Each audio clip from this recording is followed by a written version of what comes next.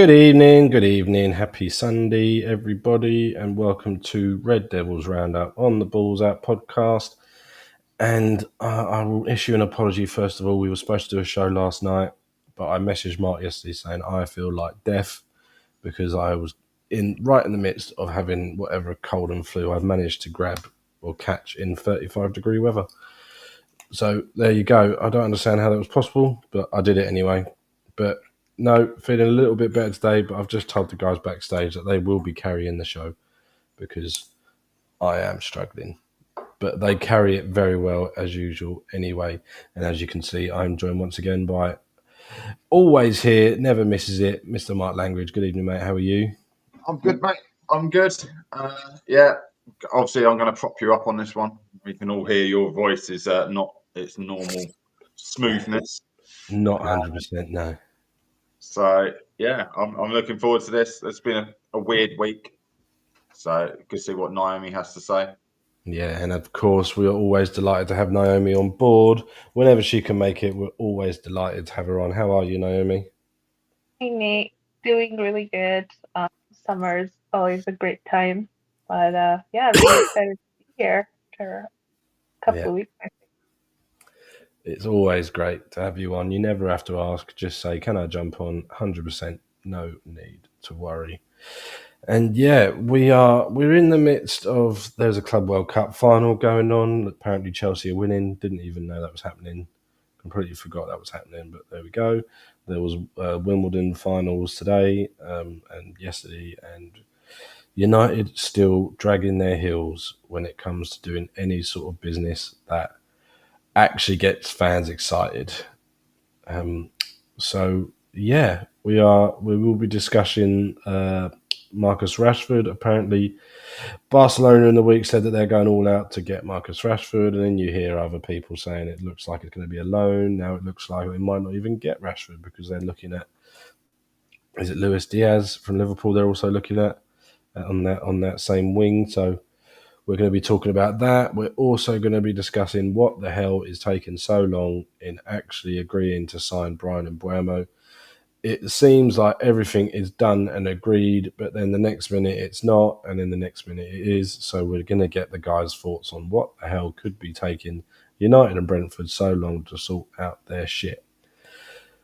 But yeah, let's start with Rashford. Now, me and Mark did a show last week, and we talked about the players that have decided to leave, but I want to get Naomi's thoughts on it before we talk about Rashford in general. So last week we had the taxi show where we talked about, there it is, Anthony, Sancho, uh,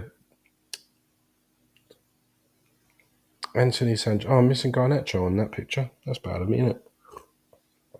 Anyway, yeah, I want to get your thoughts, Naomi, on those particular players that have decided they want to leave Old Trafford. Yeah, great show, first of all. I really had a great time tuning in. Um, and I was kind of glad to hear that our our manager coach has, decided to kind of hold off bringing everyone back until like after the preseason or like after the first couple of weeks of training. I think that was a good call on his end. Um, this morning I saw that like Juventus and Sancho had to like work something out. So if that's the fact of it, then great. It's just really tricky being in a position where like we're all having such a public fallout with them. And I know for Garnacho, like you all discussed like maybe it's like a strategy. Um, or in Sancho's case, there might be a lot of agent talk involved, but it's still like got on my nerves for some reason. um, so yeah, and then on other conversations in the community, I've also heard that like people don't think Rashford's ready to move on. I disagree with that. Like I think he's ready to move on. It's just a little tricky with like how many players we want to um work out the deals for and then how much bandwidth we have. I know on the staffing side we've also come upon some obstacles. I think I read that someone on their recruitment, their director of recruitment, or someone they're looking to like replace that position or something like that.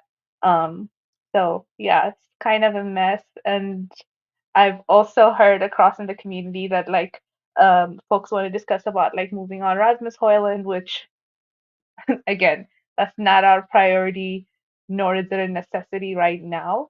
Um, so yeah, but on those folks, again with Garnacho, honestly, I don't really know what's going on. Like, I don't even know if he wants to actually leave or if he's just being childish and trying to work out a better deal. I genuinely don't understand what's happening over there.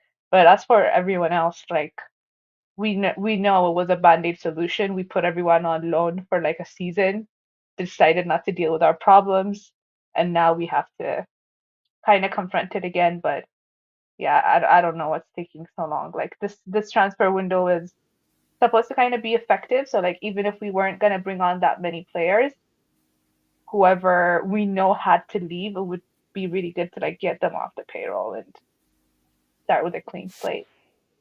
Yeah, absolutely. Yeah, the payroll, you mentioned the payroll right at the end there, and I think that's absolutely key, is that Rashford's wages are ridiculous. Sancho's wages are ridiculous. And I think that is the biggest stumbling block in a lot of these negotiations. It looks like this week, I think I saw something about Garnacho. It sounds like he's being allowed to train with the first team again. Maybe they're talking about settling their differences and maybe bringing him back into the fold. Personally, I think that was one of the ones I probably was more keen on selling because of the PSR. It would have been obviously 100% profit to get him off the books. Rashford, I think we're all in agreement across. I would argue there are a few people that would probably keep him, but in my personal opinion, his time at Old Trafford is done. There's been too many burnt bridges. And yeah, I think, like you said, that there's a Juve deal that looks like it's happening. Potentially, Sky Italy reporting that 8.5 million has been offered to United for Sancho, with add-ons on top. So it's all a bit up in the air, and it just all seems to be that just everyone is dragging their heels to get deals done. I mean, I know we're in a bad position when it comes to negotiations, because we are obviously very publicly saying we don't want these players, they don't want to be here, take them off our hands, and people are going, well, we're not going to give you top dollar for them. If you want to get rid of Sancho and Sancho wants to leave, we're going to give you 8.5 million plus add-ons, which might only equate to, I don't know, 15 million euros. So they know a lot of these teams are pushing our buttons and saying, look, you want these players gone, they want to leave, we're not going to pay you top dollar. Where do you stand, Mark, after we discussed it last week? Oh, are you still on mute, mate? There we go. Go on, mate. I was saying you pretty much hit all the nails on the head. I had to mute myself instead of sitting there going, yeah. Sancho, I'd rather save on the wages for like selling cheap, save on the wages. I think that one's quite simple. Rashford, I tell you what, it's different every day, isn't it? Monday, it's a Barcelona want him. Tuesday, Barcelona don't want him. Thursday, Barcelona want to loan him. You said about Diaz, but Diaz has apparently committed his or made a commitment to Liverpool. I think with what happened to Jota, he probably, in a business sense, sees more playing time available to him, because without Jota, Gakpo's going to have to play through the centre. Do you see what I mean? So he can go, I'm not going to be pushed out, which means that, yeah, somehow Rashford's on the table. But no offers in for him. When people are putting offers in for Sancho before Rashford, that says something about they're talking to the agents and the demands are too high. In my opinion, that's what I would guess. Mm. I don't like the fact it's gone quiet on Anthony, but I suppose it can do. So yeah, it's a strange time for the outgoings, because we've shot ourselves in everyone's foot. Everyone knows we don't want the players. So does that say the manager's happy to just bin them off? Yeah. All this talk about, are players allowed to train? Are they not allowed to train? Well, from what I've seen, Rashford was at Carrington training separately, hasn't even been given his training kit. So the new purple training kit, he's not even been handed that because of course he needs a new shirt number because his shirt number's been stripped of him. So I can't see him coming back to the club because I wouldn't want to if I've been stripped of my shirt number that publicly. I don't want to play for that club, and that's fair enough. Garnacho again, no training kit, no training at Carrington. If they're using the gym there because that's a gym they can go to. Anthony's still training abroad. Saw him in Betis training gear again, but again, I think we talked about it last week. Just because you see it on social media doesn't mean it's being filmed that day or the day before. It could have been filmed 3 weeks ago, 4 weeks ago when he was still at the club. That's the power of social media nowadays. It's not a new photo. It's not a new video. Yeah. But yeah, like you said, with players needing to go, that's what's holding us up, I believe. Yeah, I mean, it's just, yeah, you're absolutely spot on. These players know what they want, and the teams know that if we want to get rid of them, they're not paying stupid money. And I agree with what you said about Sancho. We want to save on wages, so just whatever Juventus offer, take it. It's just a case of we need to get on the right side of PSR for the next season. And it's like we've mentioned in the past, Mark, where you put a poll in our chat about would you break PSR and risk a 5-point deduction to give us more stability and get the players that we need in. And I agree. I think that was a good idea at the time. It seems like that everyone is worrying about PSR now that our deadline's gone. There seems to be more teams doing a bit more business. We've seen Tottenham absolutely smashing their normal bank balance by actually buying players. Morgan Gibbs-White looks like he's on his way. Mohamed Kudus from West Ham's going there. And we've seen Newcastle this week. They've bought Anthony Elanga. We'll get a bit of money from that, which is good, bit of sell-on money. But yeah, it's just this Rashford deal with Barcelona. It all seems a bit like, is this all just paper talk, or is there anything concrete? You've just said that there hasn't actually been any offers.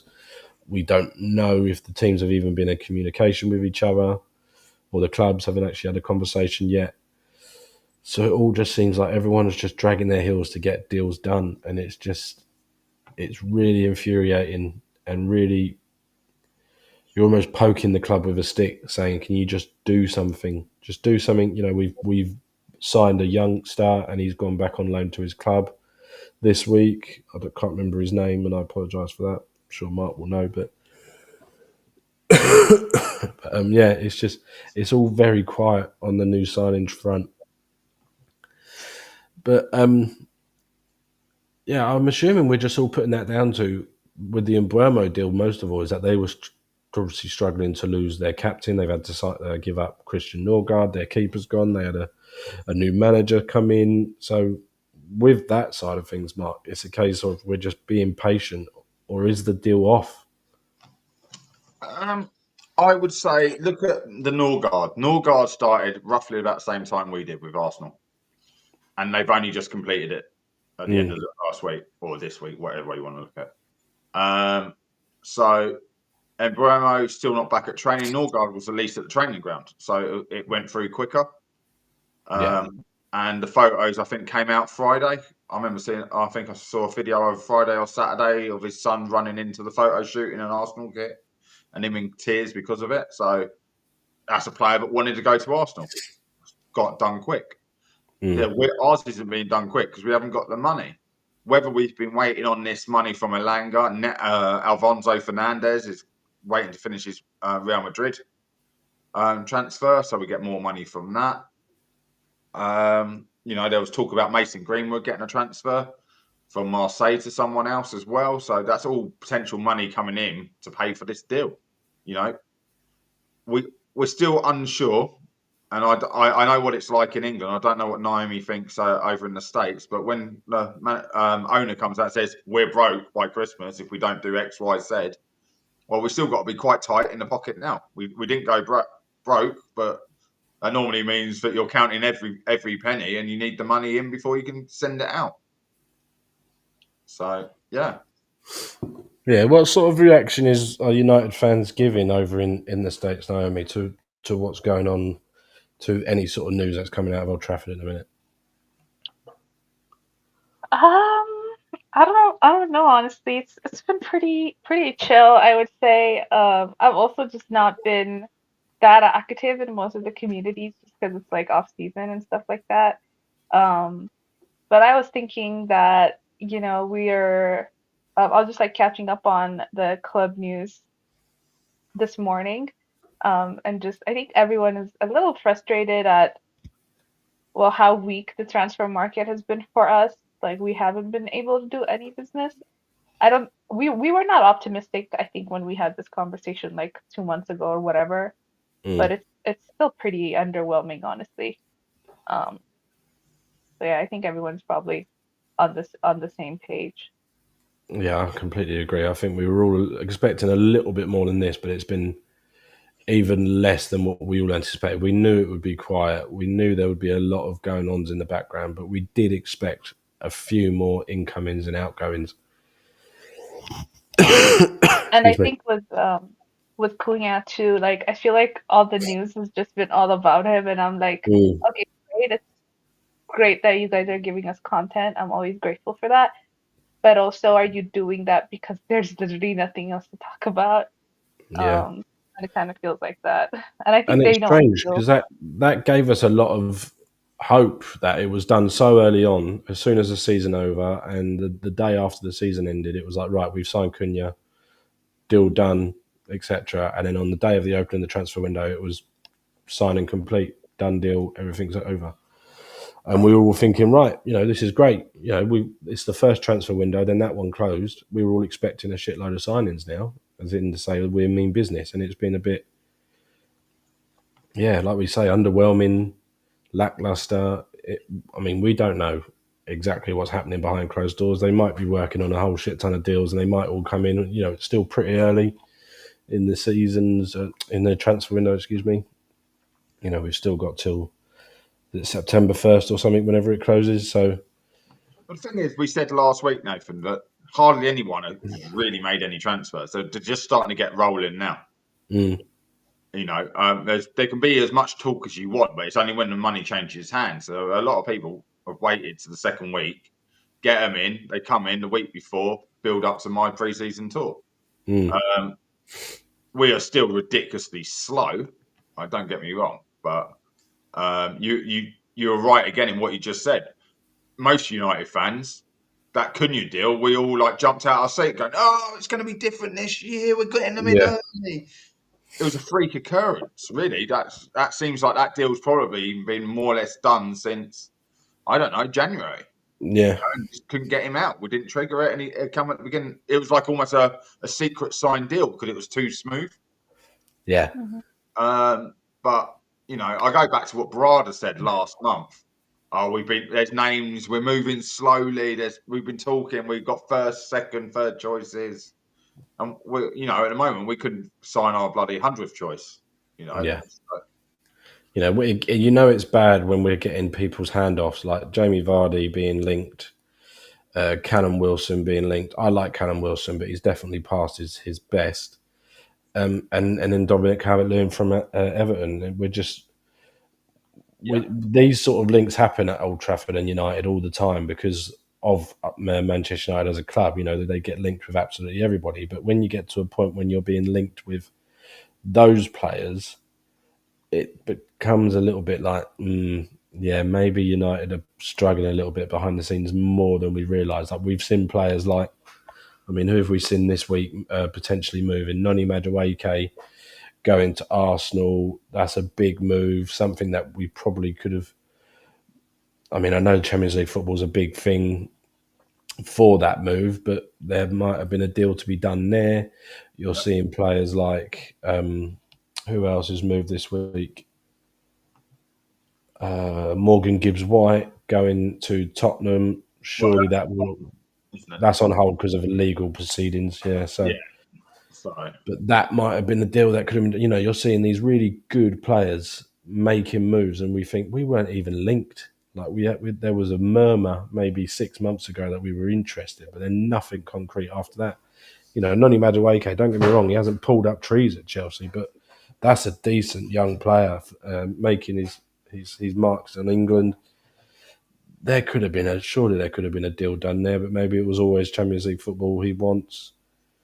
And he's getting a lot of abuse from Arsenal fans, and there's a lot of stuff going on there which makes no sense to me, and I can't really make any common sense of it. So I don't think we'll be able to really get into it because we don't really understand what Arsenal fans have got problems with.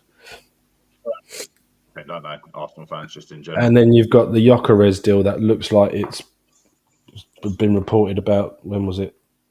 Half an hour ago. Arsenal close to agreeing deal to sign Victor Gyökeres after all that. They were close to agreeing it last week when we did the show. We've missed the show, and it was already reported back then, but it was close to being a done deal. So when they lift the shirt up, it's a done deal. After this, online, Fabrizio Romero started talking crap now. He's just trying to get content out because he's got a YouTube channel. When he was just on X, maybe he had a bit more legitimacy to his quotes, shall we say? Yeah. Now it's just about getting that content out, and I made a joke on a show about the fact that I could put a report out saying about Embriano. Yeah, United are still in conversations. Looking like it'll be done by the end of the next week, as long as something doesn't come out of the woodwork, and all sides are happy. I'm just talking crap, but it's giving that hope to the fan, and hope's what kills us as fans, especially as Man United fans. Yeah, absolutely. It seems really difficult to take at the minute when we were so, like we've said already, the hope that we were given with the Cunha deal, and like we've said, that seemed like it was too easy, and it just seems to just die out now. Liam Delap to Chelsea, we just don't seem to have that pull that I think we all had a thought, or we do have a pull in a certain respect. Brian Mbeumo still wants to come to Old Trafford. He still wants to play for Manchester United. It's just money and agreements and what seems to be admin behind the scenes just dragging their heels. There was at one point, Naomi, that there was a medical scheduled on a Thursday like 2 or 3 weeks ago, and it's all just completely gone out the window. So if you can make any sense in your head whatsoever about where you can even imagine that deal is right now, just give me your best guess on Brian Mbeumo at the moment. Yeah, I think last I heard yesterday, it was like a back and forth because of, I think, like 5 mil. They wanted 5 mil more. Again, that was the word on the street. I don't know how accurate that is. But I think they're just held up over like final numbers for a little bit. And someone said, I forgot which podcast, but someone said, in the past, if United wanted a player and the player wanted to come to United, they just come. Like there's no, there's nothing, like there's no time that's wasted. Um, like what's happening right now, or like there's no rumors that even have time to come out. It just becomes a done deal. Um, and I think that, do you know what I mean? That yeah, Manchester United isn't real. Isn't real anymore, but that's your brand, and it becomes difficult, I think, for us to grasp if that's no longer how like things are going. But especially if the player wants to come, just bring them. If the player wants to leave, let them leave. Like really, does it like see how much we've dragged our club, our reputation, just by keeping players for a whole season and a half who didn't want to be there. And I'm really tired of that version of us. And like every season it's a chance at a fresh start, but we're not taking advantage of that fresh start. Like they want to go, okay, you don't like the numbers, who cares, let them go. you know that's my thing. Like you're not really helping yourself, like your value, all of those things, like even though it's not something you can monetarily see right away, it has a financial value on like your brand as a whole. So the more you keep dragging this out, like even if what you're worried about is like strictly finances, you're not helping yourself in finances because your value over time is decreasing. So I'm really not excited to start next season with the same starting 11, the same bench that we had the last season or the last 2 seasons. Yeah. And also, we've got the joys of playing in Sweden or wherever it is, Scandinavia, in less than a week. And obviously, the news came out this week that Andre Nana has managed to pull, is it his hamstring or something, and he's now out for. I mean, you raise your fist and you pump it, but now it makes him harder to sell because now he's injured. And news coming out today, or gossip coming out today, that the Emily Martinez deal is happening behind the scenes, but Manchester United and Villa are very much quite far apart in their valuation. I think I read Aston Villa's Argentina international Emmy Martinez is still of interest to Manchester United, but the two clubs are quite a way apart with their valuations. So it looks like we're going into a pre-season friendly without our current number one goalkeeper. Mark, I don't know what you make of that. Well, I'd want to put an outfield player in goal than have him in goal. So he's been that poor, and he wasn't, but he has been that poor. But I tell you now, it's coincidental timing. You just read out a statement. I'm not sure who put it out there, but for behind the scenes, we're looking at Emmy Martinez, and now Nana's injured. Yeah, that was reported by the Telegraph. Yeah, very, very coincidentally, at the same time, when we've been linked with Martinez now for a good few weeks, and I know that about 50% of the United fans would probably take him if it was put on the table in front of you.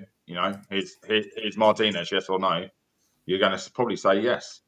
I'm not sure about this John from we're being linked with now as a quick replacement as well from the World Club Cup.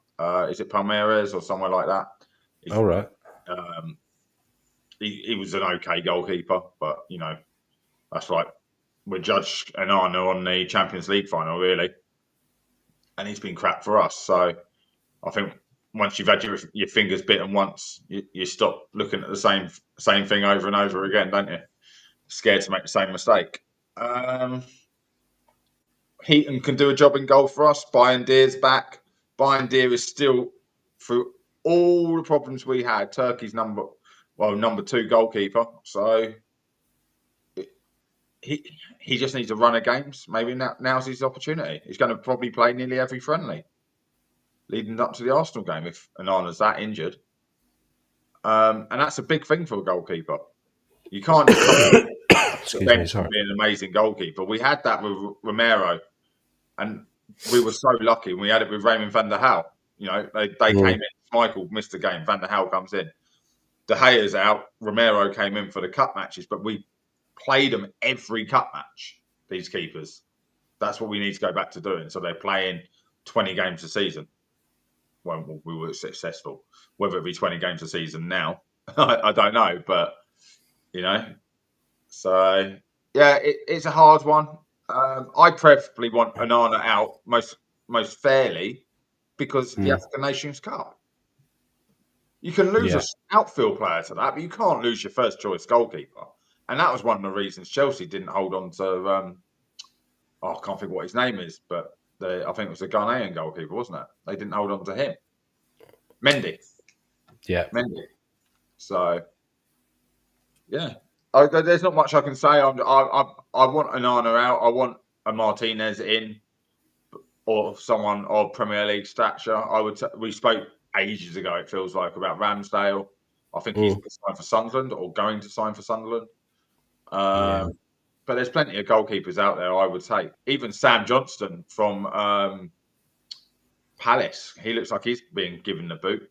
So, yeah, it's just. And he's a United youth player, so he knows the club. Yeah, probably means he wouldn't want to come back. Probably does.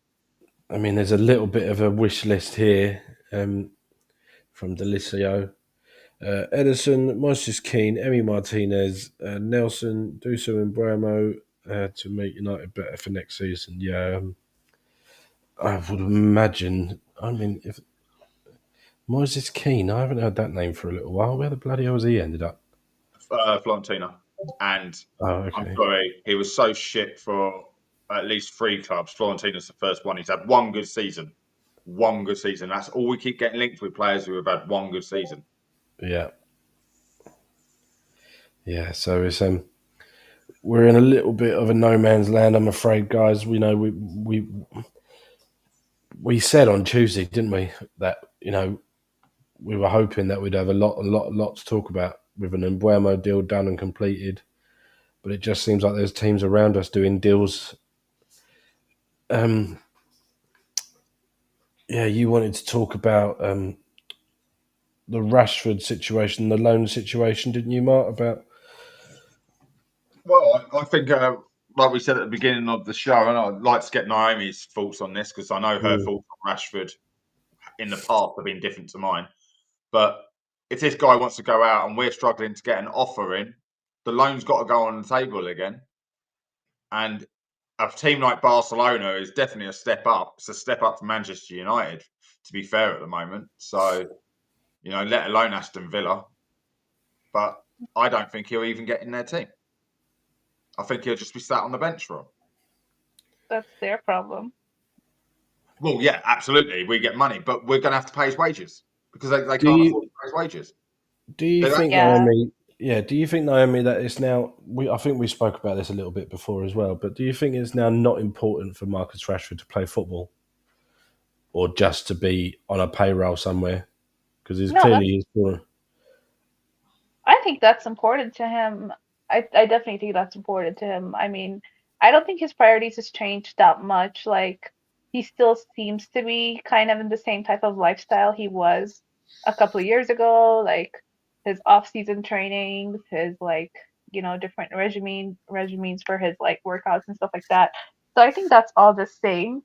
But like I said, we put a band-aid solution for all these folks, and that was like putting them on loan. We didn't even try to sell one of them.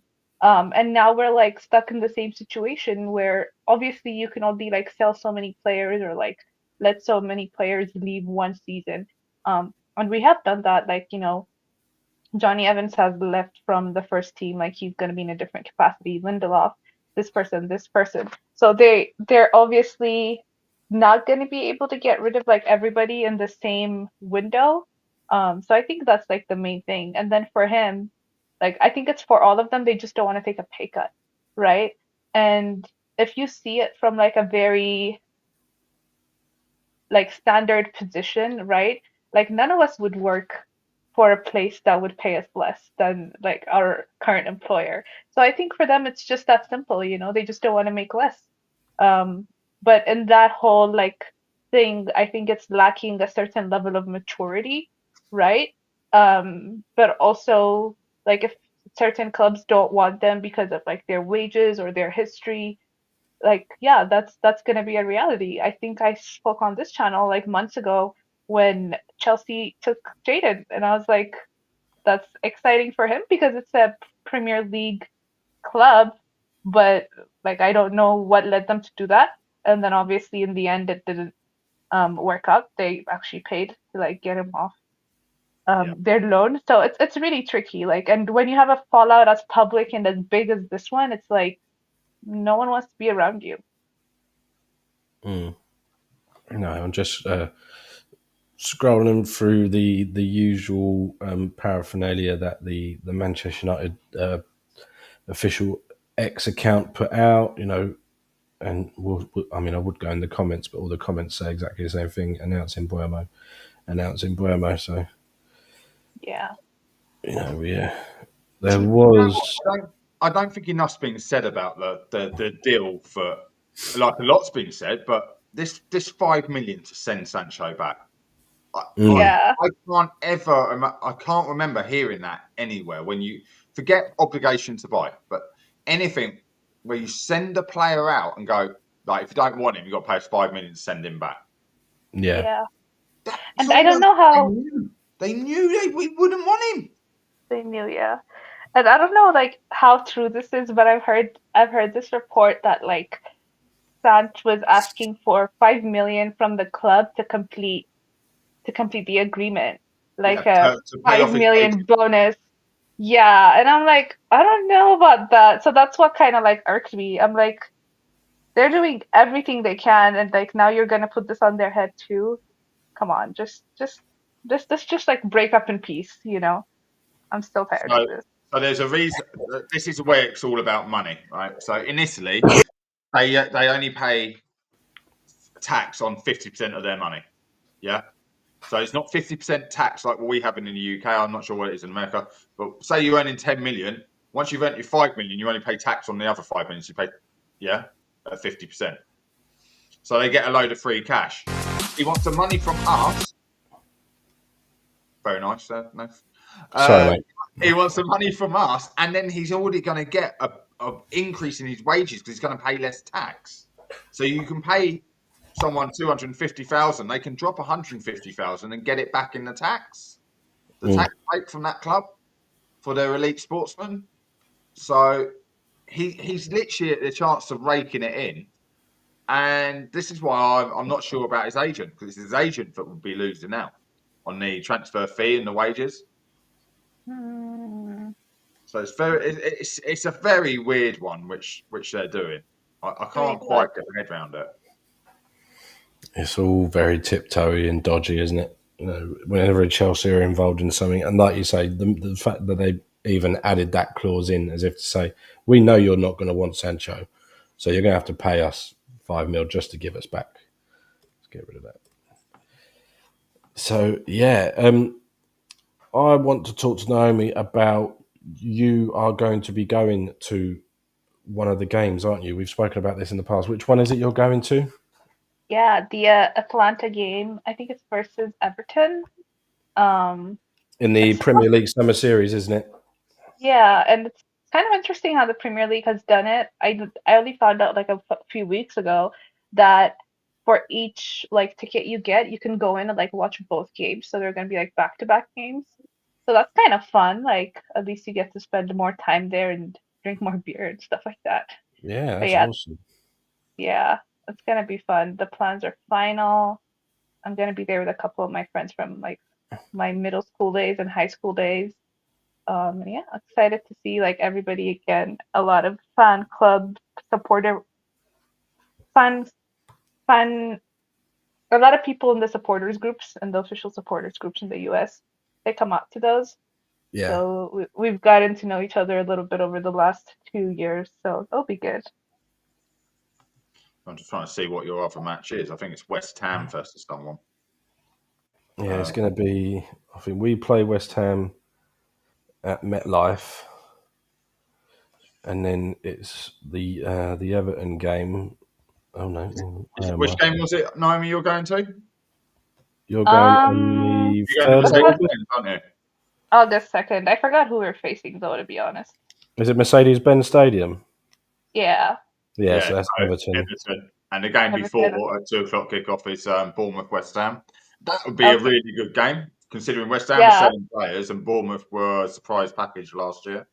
Yeah, we played Bournemouth two preseasons ago, and I was there for that game. That was a fun game. They beat us, but it was fun to watch. Well, to be fair, in terms of travel from Soldier Field, which I don't know where that is, Soldier Field is Chicago. Yeah, that's like a journey. Is it? Yeah, it's pretty far.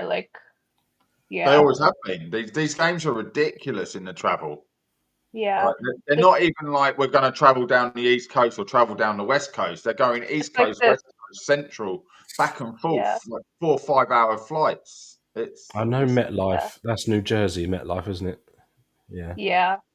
So I know that one. So that means they're going from New Jersey to Chicago, and then from Chicago to the Mercedes-Benz, which was Atlanta, wasn't it? Yeah. Mm-hmm. Well, do you not remember last year's one?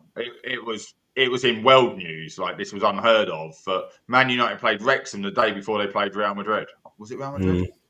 And you're like, yeah, there were like a couple of 100,000 miles apart or something like that. Like it was ridiculous. It was like top of America for one game and bottom of America for the other game or something. Yeah. And the manager was like, I've got to get to the next game. I've got to be there at both games. Yeah. Yeah. I literally remember that because it was insane. I think they had them flying out there like what? Less than 24 hours? Yeah. To get ready for the next game. And then also when they're in town, like they don't like chill at their hotel. They like have a lot of things to do. They have to That do like is, training in the heat. They have to do like 2, 3 PR like shows because there's like tickets have already been either given or sold for fans for different like small events. I got tired just as a fan. I don't know how they do it. And then they make appearances at like almost everything, or like somebody from the club like has to make an appearance. It's pretty intense. I think that's that why they is. get injured fast. Sorry, I'm just thinking how sick that stadium actually looks. Yeah, it looks pretty cool. That thing I've on never been. top, that sort of circular bit, that actually opens out. Yeah, concertina spins and slides back. That is so sick. There it is. Let me see if I can.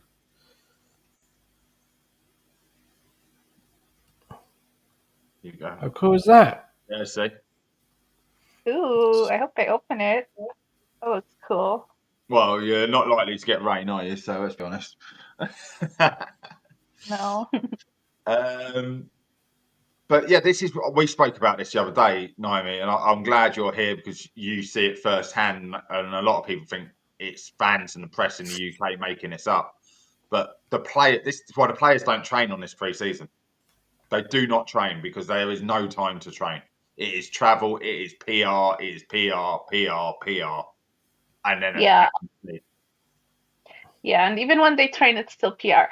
Honestly, guys, okay, this is my honest take. I've been there for the last 2 pre-seasons in the US. The first one, I was there for like, I think both games or the last one. I don't know. For one of them, I was just there for like 2 games in like a couple of the cities and stuff like that. And it's their schedule is really intense, and one of the biggest issues also comes from like, first of all, how many places they have to go, and like their training. For example, last year, their whole training was like University of Los Angeles, like UCLA or something. And then their game was like at a separate place, but they had to trade there and they had to stay around there. And then the day before they had like a something with Adidas that they had to do where like fans could come. And then training was open training, right? So open training is different than just training. And obviously I love it as a fan, don't get me wrong, it's fun.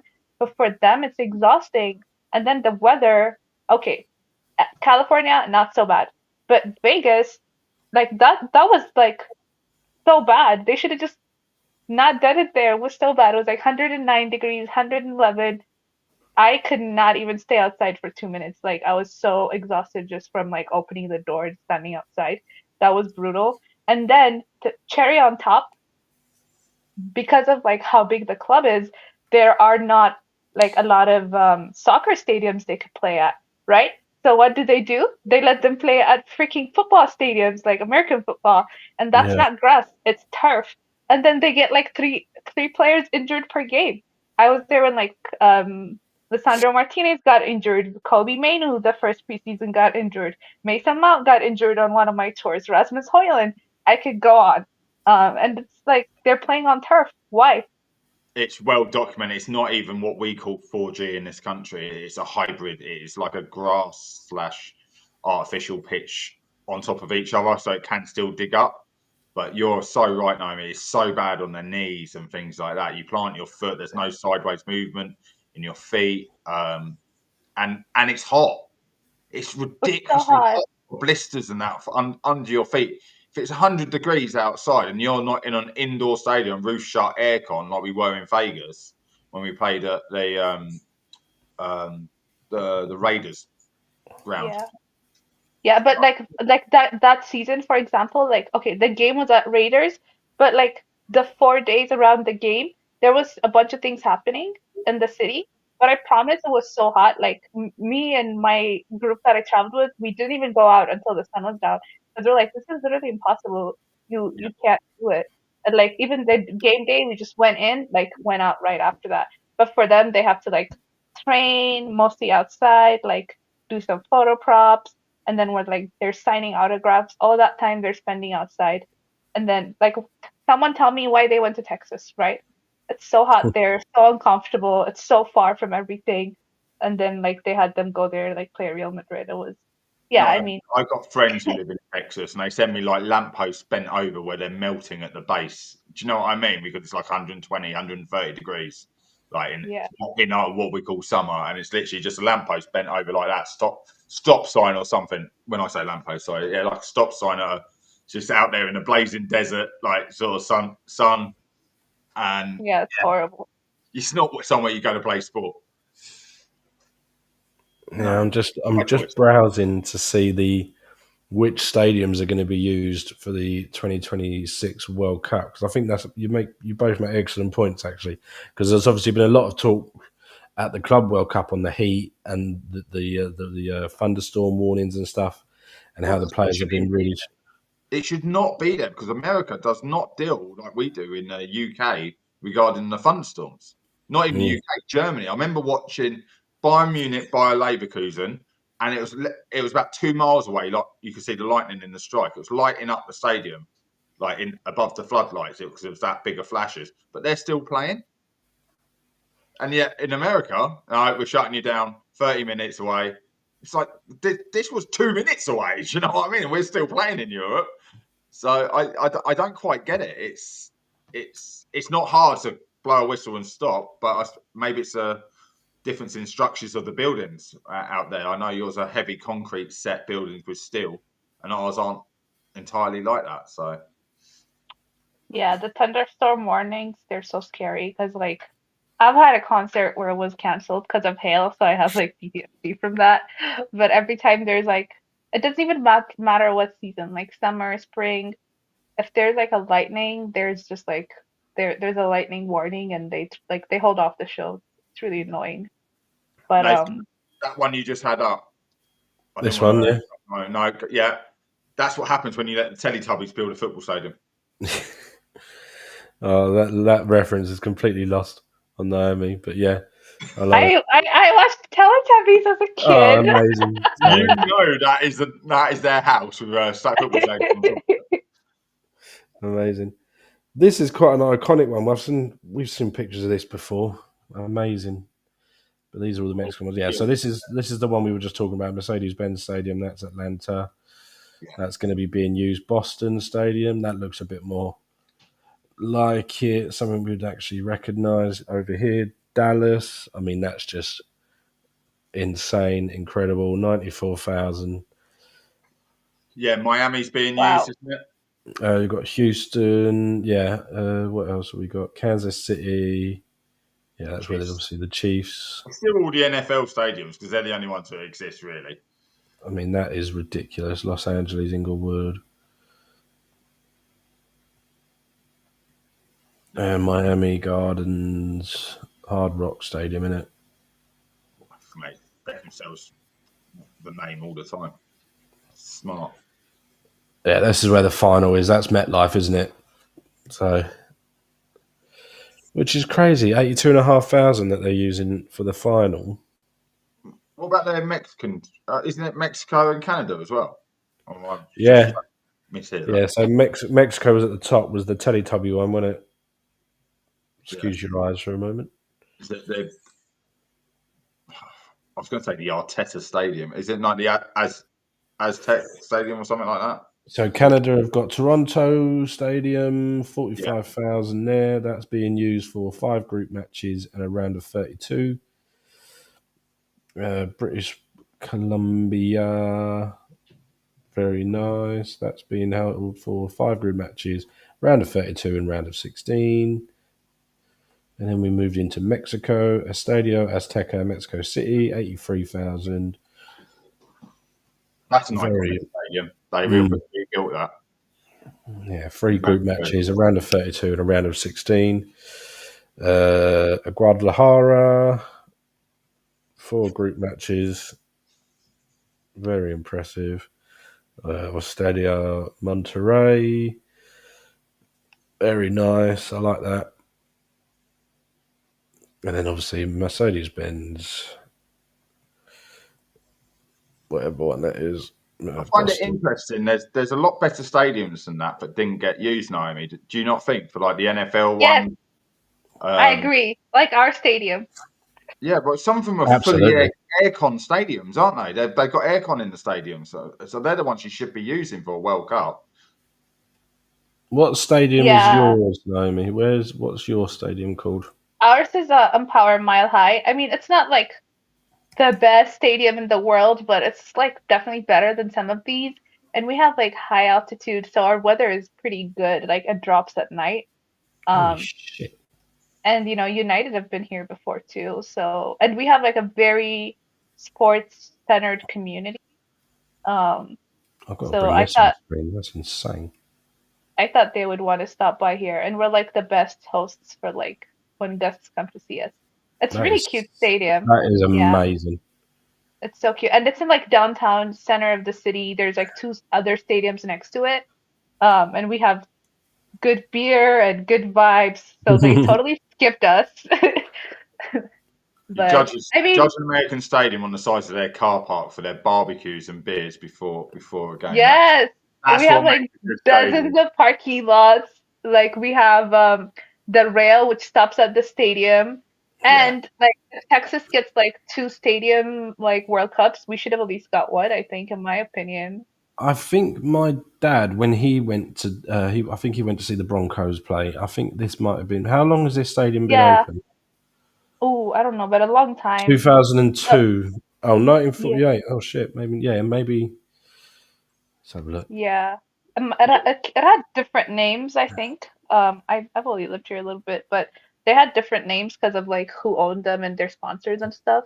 Yeah, and But a lot of the it's time you there. rebuild over old ground, don't you? So what they're doing in America is move the franchise away for 2 years somewhere else and bring Yeah, it back once the stadium's built. yeah.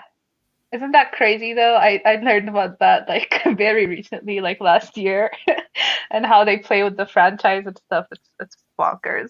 It is mental. Like you've only got to look at the Raiders, LA Raiders, Oakland Raiders, now the Las Vegas Raiders, and it's still the Crazy. same team. How is it the same Yeah. team?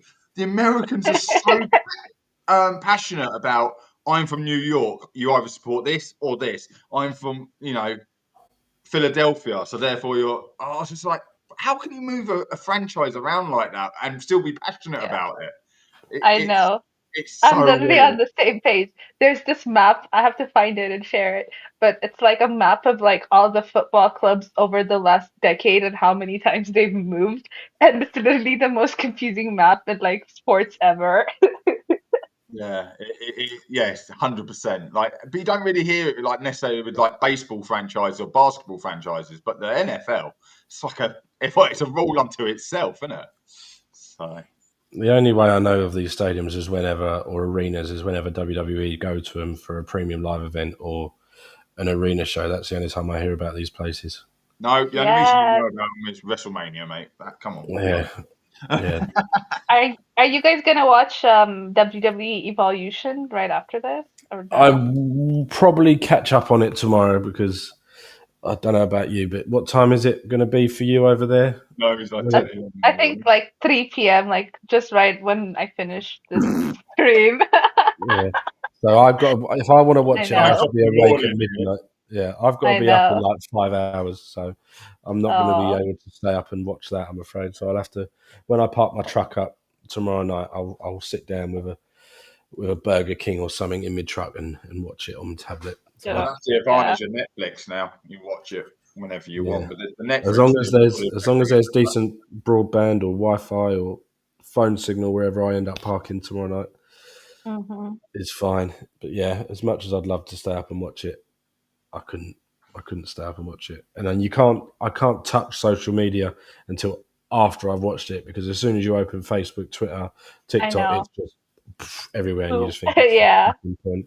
Yeah, well, let's be fair. Wrestling now, it's like who's come back. It's not who's won. Who came back to bail it out of its ratings drop or something this time. Yeah, exactly. So, Yeah, just trying to think. I think we pretty much covered everything, haven't we? yeah. I Like, think we covered as much as we could of the Man United transfer news because that was non-existent, and we ended up talking 10, 15 minutes about American football stadiums. So I think there's definitely a shove in that. Maybe we have to get a list of our favourites and we'll have to rank them. Ooh. mine's definitely the Sphere in Oh in yeah, the Vegas Vegas now. Sphere. It's not going to have any kind of arena slash stadium. That thing's unreal.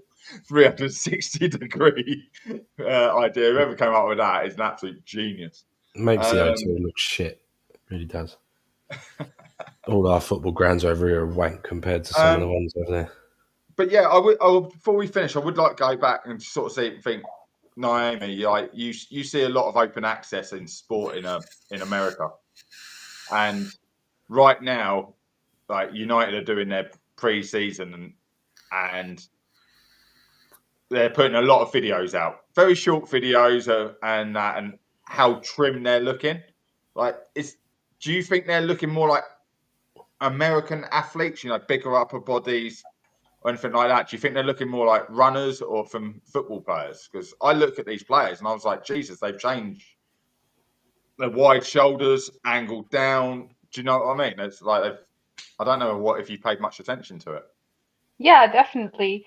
I mean, yeah, you gotta pay attention because it's summer. I feel like they've been working out, so they definitely like look good and stuff like that. And with how you're mentioning about like the body structures, like broad shoulders, a little more like toned and muscular on the top.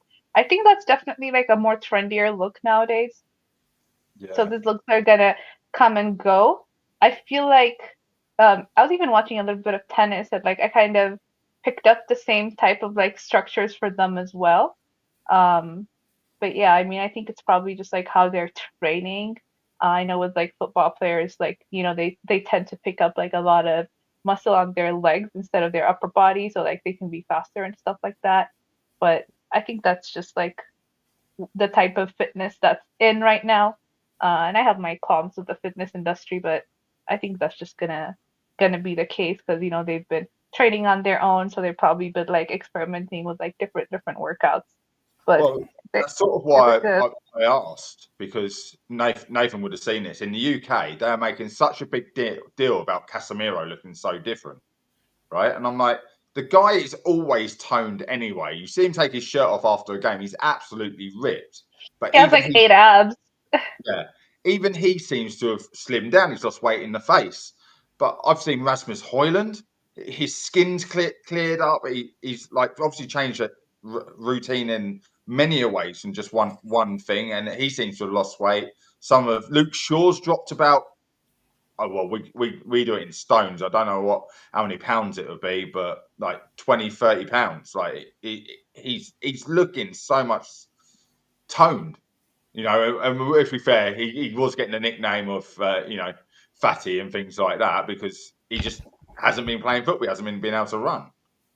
So that's what I mean. Yeah, we've been bullying so many players, honestly, like saying that kind of stuff. I forgot who else. Like we've been bullying them. Like Luke Shaw and someone else. I forgot who though. No, it's good to see all the players looking really good, and it's good to have you guys on as always. Thank you everyone who's watched tonight. Really appreciate it. If you've enjoyed what we do, like and subscribe. Go over to our Twitter page and keep an eye out for future shows. Hopefully, we'll be back early in the week, and fingers crossed, we'll have some transfer news to actually bring you.